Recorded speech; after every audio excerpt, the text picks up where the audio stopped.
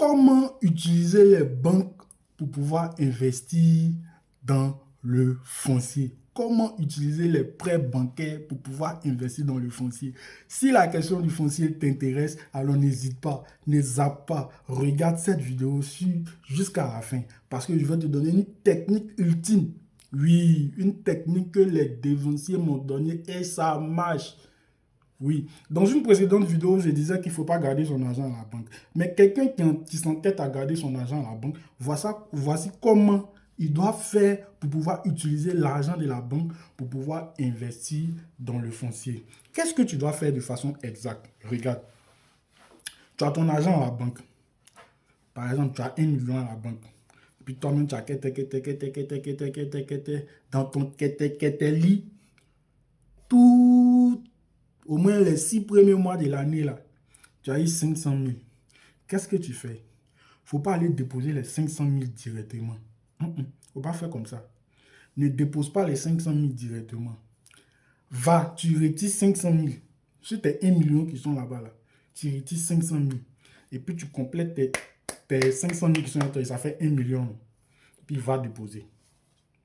Tu retires. Quand tu sais que tu vas aller déposer, là, tu retires. Et puis tu mets un temps. Tu mets un temps, par exemple, tu peux retirer à 2 mois, quoi. Tu retires, tu mets un temps, tu vas déposer. Ça te fait 1,5 million. Les autres 6 mois encore, tu as bara. Si les 6 mois là, tu as tapé ton 1 million, tu vas aller déposer. Qu'est-ce que tu vas faire? Tu retires 1 million. Tu mets, ça fait 2 millions. Tu t'en as déposé. Ça va faire combien? 2,5 millions là-bas. Et ce même process-là, au fur et à mesure que tu veux déposer, retire d'abord puis complète. Mais tu mets un temps avant de faire.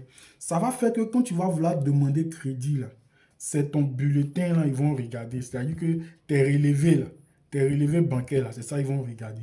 Ils vont regarder qu'est-ce qu'ils vont regarder? Est-ce que tu es rentable?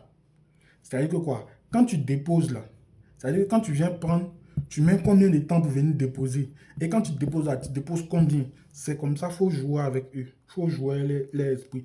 Eux-mêmes là, ils jouent nos esprits. Donc c'est comme ça aussi, il faut jouer les esprits.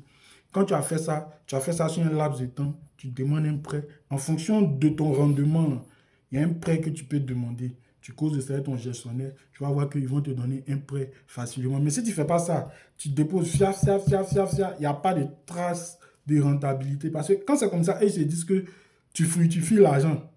Donc, quand tu t'en vas, tu résignes ça. Tu t'en vas, tu résignes ça. Tu fructifies l'argent. Donc, ils seront très aptes à te donner un prêt. Maintenant, quand tu donnes le prêt, qu'est-ce que tu fais? Tu investis dans le foncier. Quand tu as fini d'investir dans le foncier, tu fais encore la spéculation. C'est toujours la même routine. La spéculation, tu payes.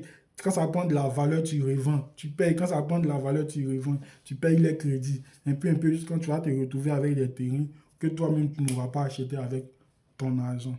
Yo, si vous avez reconnu la voix, c'est toujours Stéphane Conon de Phoenixka Immobilier. Voilà, si tu as suivi la vidéo jusqu'à ici, c'est parce que tu portes de l'intérêt au foncier. Alors, partage cette vidéo, mets-la en favori, active la cloche de notification pour ne rien manquer de nos prochaines vidéos. Surtout, il faut liker. Et on n'oublie pas, hésitation plus peur égale à blessure. Lorsque tu veux investir dans le foncier, il ne faut pas hésiter. Hésitation plus peur égale à blessure. Merci.